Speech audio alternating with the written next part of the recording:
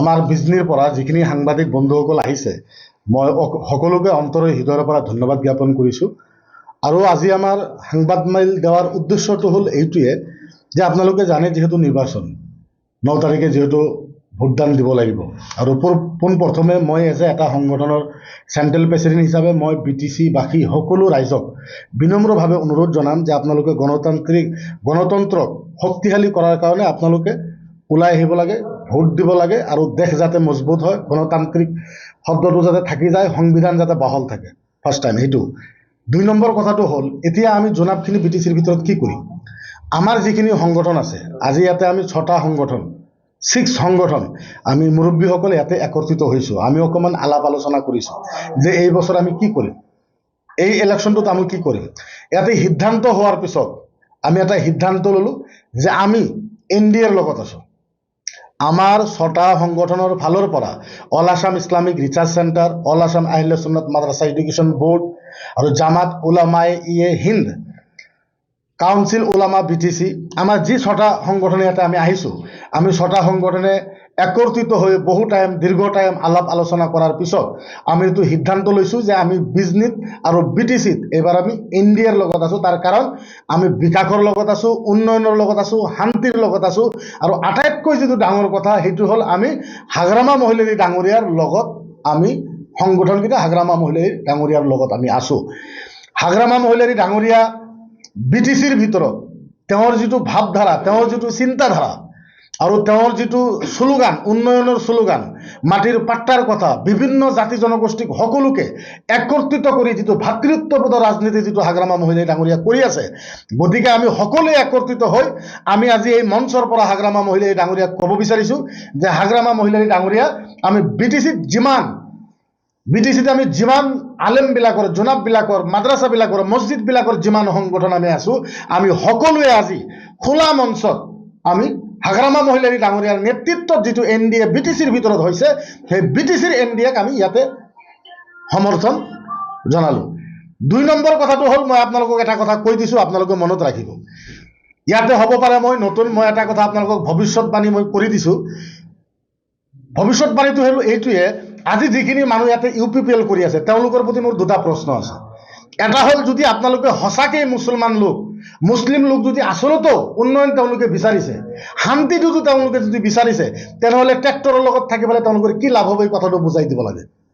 কাৰণ ট্ৰেক্টৰৰ অস্তিত্ব ইয়াতে নাই আৰু BTCত যিহেতু এটা চৰকাৰ চলি আছে, কাউন্সিল এটা চলি আছে আৰু এই কাউন্সিলটো মানে BPFৰ নেতৃত্ব চলি আছে, গতিকে যিহেতু আৰু 4.5 বছৰ BTC চৰকাৰটো হাগ্ৰামা মহিলাৰী ডাঙৰীয়াৰ চৰকাৰ আছে।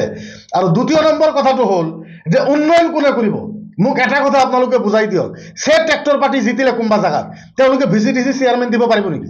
TCLC চেয়াৰমেন তেওঁলোকে দিব পাৰিব নেকি? এটা ৱাৰ্ডৰ মেম্বাৰ তেওঁলোকে দিব পাৰিব নেকি?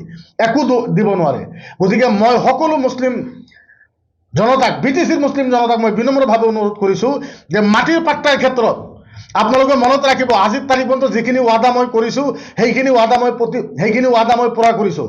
মই আজিও সেই কথাষাৰ মই ক'ব বিচাৰোঁ, আপোনালোকে বিশ্বাস ৰাখক 100% ইলেকশ্যনৰ পিছত, ৰিজাল্টৰ পিছত BTCত যিখিনি মানুহ আছে প্ৰত্যেকটো জাতি জনগোষ্ঠীক BTCৰ ভিতৰত BPFৰ ফালৰ পৰা, NDAৰ ফালৰ পৰা সকলো সমস্যা, তাৰ লগতে মাটিৰ যিটো প্ৰব্লেম, বিশেষকৈ মই নাম যদি ক'ব বিচাৰিছোঁ মুছলমানৰ যিটো মাটিৰ সমস্যা আছে সেই মাটিৰ সমস্যাটো সমাধান কৰা হ'ব। এইটো হাগ্ৰামা মহিলাৰী ডাঙৰীয়াও কৈছে আৰু আমিও এতিয়া আপোনালোকক কৈ আছোঁ।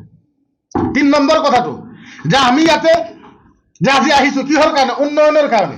আমাৰ নিচিনা মানুহ বিৰোধ কৰি একো লাভ হ'ব নোৱাৰে। আজি যদি অসমৰ চিফ মিনিষ্টাৰে কিবা এটা কৈ দিয়ে, আমি যদি তাতে বিৰোধ কৰোঁ একো ক'ব নোৱাৰোঁ। কিন্তু BTC এটা কাউন্সিল, আজি যিখিনি মানুহ হাগ্ৰামা মহিলাৰী ডাঙৰীয়াৰ ওপৰত কিছুমান অভিযোগ আনি আছে তেওঁলোকক মই 2টা প্ৰশ্ন কৰিব বিচাৰোঁ। অসম চৰকাৰটো যিহেতু NDAৰ, চেণ্ট্ৰেল চৰকাৰো যিহেতু NDAৰ, গতিকে চেণ্ট্ৰেলত যিহেতু BJP চৰকাৰ আছে, অসমত যিহেতু BTC চৰকাৰ আছে, BJP চৰকাৰ আছে, গতিকে BTCৰ ভিতৰত এটা কাউন্সিল, এই কাউন্সিলটো কেনেকৈ চলিব?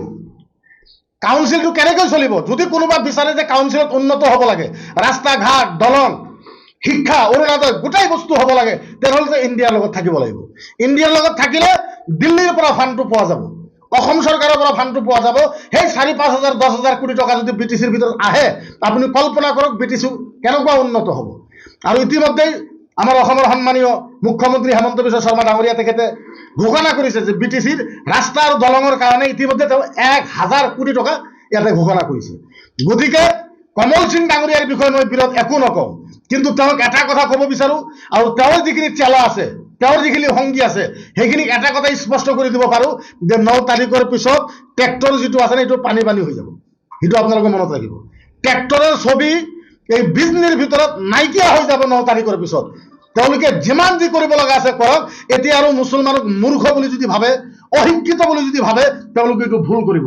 মুছলমান সচেতন হৈছে, মুছলমান শিক্ষিত হৈছে। গতিকে এভৰি টাইম মুছলমান এতিয়া চৰকাৰৰ লগত থাকিব, আৰু শিক্ষাৰ লগত থাকিব, উন্নয়নৰ লগত থাকিব, শান্তিৰ লগত থাকিব। বিগত 5 বছৰ আমি UPPL চৰকাৰ চাইছো নহয়, তেওঁলোকে একো কৰিব পৰা নাই। কোনো এটা জাতি জনগোষ্ঠীক তেওঁলোকে উন্নয়ন কৰিব পৰা নাই।